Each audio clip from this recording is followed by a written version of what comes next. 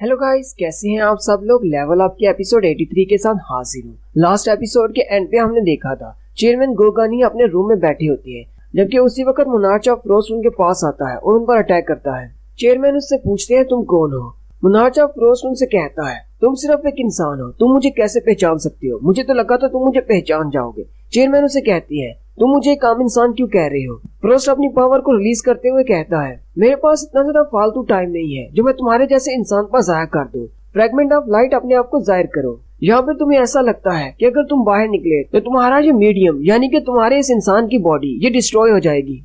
वैसे भी इस कमजोर इंसान की बॉडी एक ना एक दिन खत्म होने वाली है, ये अपनी लिमिट तक पहुंच चुका है और अगर तुम वाकई में इसकी बॉडी को बचाना चाह रहे हो तो फिर हमारी बात करने का कोई फायदा नहीं। और साथ ही वो फुल पावर से चेयरमैन पर अटैक करता है। वो अपने पास एक आइस बॉल बनाता है और सीधा चेयरमैन की तरफ फेंकता है।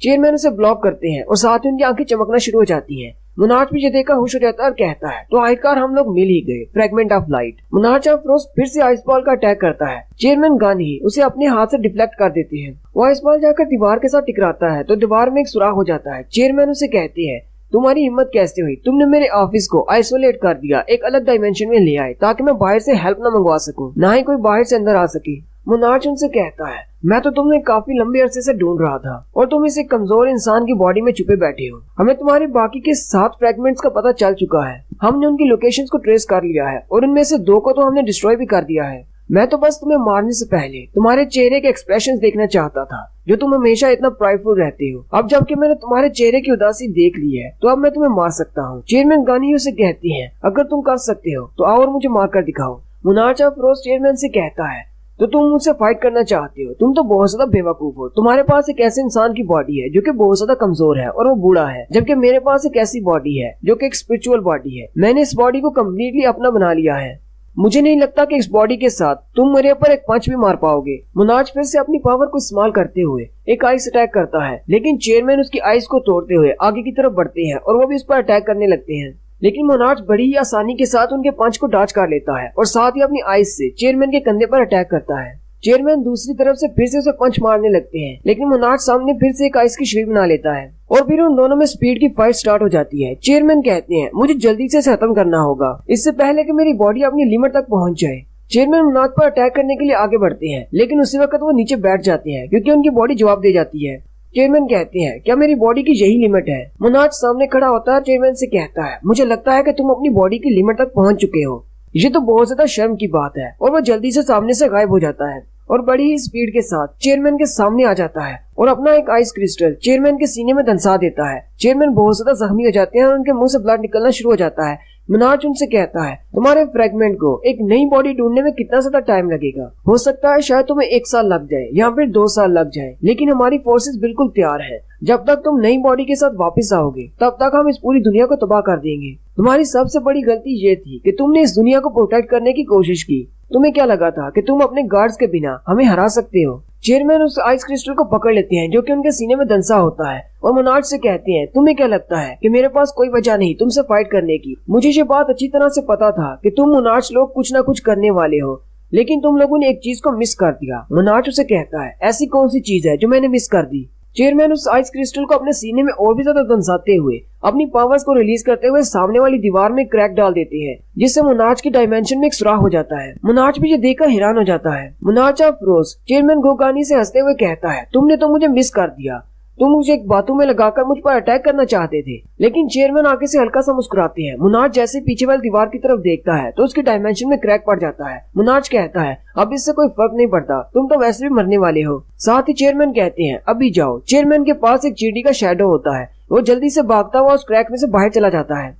मोनार्च भी उस शैडो को देख लेता है और कहता है ये तो एक शैडो सोल्जर था, एक सिंगल शैडो सोल्जर मेरा क्या बिगाड़ सकता है। लेकिन साथ ही मोनार्च बहुत ज्यादा हैरान हो जाता है और कहता है कहीं ये शैडो मोनार्च का शैडो तो नहीं, अगर ये यहाँ पर है तो वो भी यहाँ पर आ सकता है। और वो जल्दी से उसके पीछे भागता है ताकि उस चींटी को मार सके। वो भागते हुए उसे पकड़ लेता है और उसे पंच मारता है, लेकिन उसी वक्त आगे से जिन्वू निकल आता है और मोनार्च के हाथ को रोक लेता है। जिन्वू जल्दी से मोनार्च ऑफ फ्रोस्ट को गले से पकड़ लेता है और उसे कहता है कौन हो तुम, क्या तुम एक आइस एल्फ हो या तुम एक हयाकी हो। मोनार्च ऑफ फ्रोस्ट जिन्वू से कहता है तुम्हारे पास तो काफी सारे शैडो सोल्जर्स हैं, मुझे महसूस हो रहा है जब तुमने इतने ज्यादा सोल्जर्स को इकट्ठा कर लिया है तो तुम हमारे साथ क्यों नहीं आए। जिन्वू को उसकी किसी भी बात की समझ नहीं आ रही होती, जबकि जिन्वू को उसी आइस एल्फ की याद आ रही होती है जिसकी बॉडी को वो शैडो नहीं बना पाया था। मुनार जिन्हू से कहता है, कहीं तुम वही मिसिंग पीस तो नहीं हो जिसके बारे में मुझे चेयरमैन बता रहा था। साथ ही वो अपने मुंह में से आइस निकालता है और सामने एक बड़ा सा आइस का पहाड़ बन जाता है और जिन्हू भी उस आइस के अंदर ट्रैप हो जाता है। जिन्हू अपने हाथ में अपने डैगर को निकालता है और उस आइस को तोड़ लेता है और कहता है, क्या ये एक मैजिक यूजर है? मुनार जिन्हू से कहता है, क्यों ना हम लोग इस फाइट को यहीं पर रोक दें। मैं यहाँ पर अपनी जिंदगी को खतरे में डालने के लिए नहीं आया। जिन्हू से कहता है, तुम किस बारे में बात कर रहे हो? मुनार फ्रोस्ट उसे कहता है, क्या तुम उस इंसान को बचाने के लिए यहाँ पर नहीं आए? ये सुनते ही जिन्हू चेयरमैन की तरफ देखता है और कहता है, अब मुझे याद आया, ये वाला चींटी का शैडो तो मैंने चेयरमैन के साथ लगाया था। साथ ही जिन्हू ऊपर की तरफ देखता है,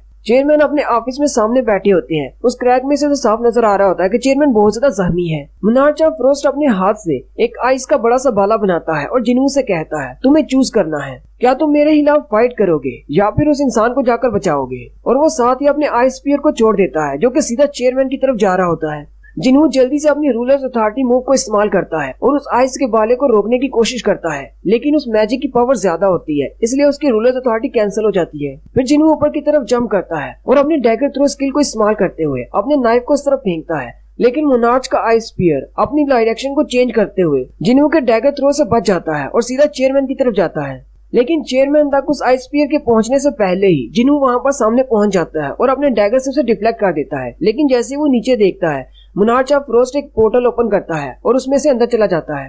फ्रोस्ट के अंदर जाने से पहले ही जिन्हू अपने डैगर्स को निकालता है और उस पर अटैक करता है। जिन्हू का एक डैगर सीधा जाकर मुनार फ्रोस्ट को लगता है, जबकि वो पोर्टल के अंदर चला जाता है। जाने से पहले वो एक और बात करता है। वो जिन्हू से कहता है, तुम्हारे जैसे कमजोर इंसान ने मेरी जैसी इमॉर्टल बॉडी के ऊपर स्क्रैच डाल दिया। अभी के लिए मैं वापस जा रहा हूँ, लेकिन मैं दोबारा आऊंगा जब तुम्हारे शैडोज ओपन होंगे। एक मरते हुए इंसान की बॉडी को मैं तुम्हारे लिए छोड़कर जा रहा हूँ। इसे मेरे लिए तुम अपने लिए एक शैडो सोल्जर का गिफ्ट समझो। जिन्हू उस बैरियर की तरफ देखता है और कहता है, मैं इसीलिए तो कह रहा था कि मुझे कुछ महसूस नहीं हुआ। इसने एक थर्ड डायमेंशन बैरियर बनाया था। जिन्हू चेयरमैन के पास बैठ जाता है और कहता है, चेयरमैन की बॉडी से तो बहुत ज्यादा ब्लड निकल रहा है और इसकी बॉडी में एक सुराख है। अब मैं इसको अपने पोशन से कैसे हील करूंगा? जिन्हू जल्दी से चिल्लाकर बीरू को बुलाता है। बीरू जहाँ पर भी होता है वहाँ से जल्दी से उठता हुआ उसके पास आ जाता है। जिन्हू बीरू से कहता है, जल्दी से इस इंसान की जान बचाओ। बीरू अपने हीलिंग मैजिक को स्टार्ट करता है, लेकिन वो जिन्हू से कहता है, मेरा हीलिंग मैजिक इस पर काम नहीं कर रहा। जिन्हू अपने पास से होली वाटर ऑफ लाइफ की बॉटल निकालता और कहता है, शायद इससे मैं इसकी जान बचा सकता हूँ, लेकिन चेयरमैन उसे ऐसा करने से रोक देते हैं। चेयरमैन जिन्हू से कहते हैं, इस सब की कोई जरूरत नहीं, तुम मुझे बचाने के लिए यहाँ तक आए, इस सब के लिए शुक्रिया, लेकिन मेरा टाइम पूरा हो चुका है। जिन्हू चेयरमैन से कहता है, ऐसा मत कहें,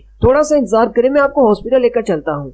चेयरमैन उसे कहते हैं, हॉस्पिटल वाले भी कुछ भी नहीं कर पाएंगे। मुनार फ्रोस्ट के अटैक के बाद मेरे बचने का कोई चांस नहीं, लेकिन मैं इस बात से खुश हूँ कि मुझे तुम जैसे पावरफुल मुनार के साथ मिलने का मौका मिला। मुनार लोगों ने अपना प्लान पूरा कर लिया हुआ है। उनके दरमियान और हमारे दरमियान जो फाइट होनी है वो होने वाली है, लेकिन मैं इस तरह सुकून से जा सकता हूँ कि तुम हमारी साइड पर हो। मैं तुम्हारा बहुत ज्यादा शुक्रगुजार हूँ कि तुम्हारे पास इतनी ज्यादा पावर है कि तुम इंसानों को बचा सकते हो। ये गेट्स और डंजन्स ये इंसानों को मारने के लिए नहीं है, बल्कि ये रूलर्स ने इंसानों को बचाने के लिए बनाए हैं। और तुम्हारे पास एक दिन ऐसा वक्त आएगा जब तुम्हें चूज करना होगा कि तुम्हें किस साइड पर रहना है, मुनार्च की साइड पर या फिर रूलर्स की साइड पर। लेकिन मैं तुम्हें कहता हूँ कि तुम्हें हमारी साइड को ही चूज करना होगा। तुम हमेशा ह्यूमैनिटी की साइड पर रहना। मेरी हमेशा से ख्वाहिश थी कि मैं तुम्हारे जैसे नौजवानों के साथ फाइट करूं, लेकिन मैं अपनी कमजोर बॉडी के साथ तुम्हारा और भी ज्यादा साथ नहीं दे सकता। मैं अपनी लिमिट तक पहुंच चुका हूं, लेकिन अब मुझे कोई भी पछतावा नहीं है, क्योंकि मैं अब सब कुछ तुम्हारे हाथ में देकर जा रहा हूं। तुम नौजवान हो, तुम एक पावरफुल हंटर हो, तुम एक मोनार्च हो।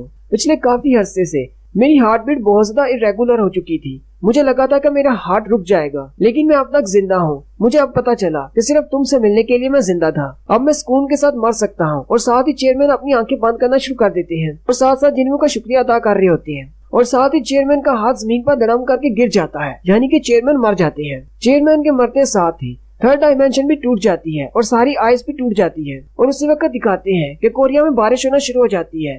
खजां की बारिश के साथ ठंडी हवा का एक झोंका चलता है। अगले दिन न्यूज में बहुत सारी बातें बताई जाती हैं। चेयरमैन गोगानी की न्यूज सबसे ऊपर हेडलाइंस में होती है कि साउथ कोरिया का एक पिलर गिर गया। इसके अलावा ब्राजील के हंटर जो कि नंबर 6 पर था, उसकी लाश भी एक दरिया से मिलती है। और तीसरी न्यूज ये होती है कि हंटर संग जिनवू वापस कोरिया आ गया है। नेशनल लेवल के हंटर क्रिस्टोफर रीड की मौत, जोनस जो कि ब्राजील का हंटर था उसकी मौत, और चेयरमैन गो गानही जो कि कोरिया के एक अजीम हंटर थे, तीनों की मौत के बाद पूरी दुनिया एक पैनिक की स्टेट में है। आम ह्यूमंस और दूसरे सारे हंटर्स जो कि पावरफुल भी है, लेकिन वो भी इस डर में है कि कहीं उनकी बारी तो नहीं। उसी बारिश में चेयरमैन की बॉडी को दफना रहे होते हैं और साथ में कहा जा रहा होता है कि हंटर्स इंसानों को प्रोटेक्ट करते हैं, लेकिन हंटर्स को प्रोटेक्ट कौन करेगा जबकि पूरी दुनिया में जितने भी पावरफुल हंटर्स हैं उन सब का कोई शिकार कर रहा है।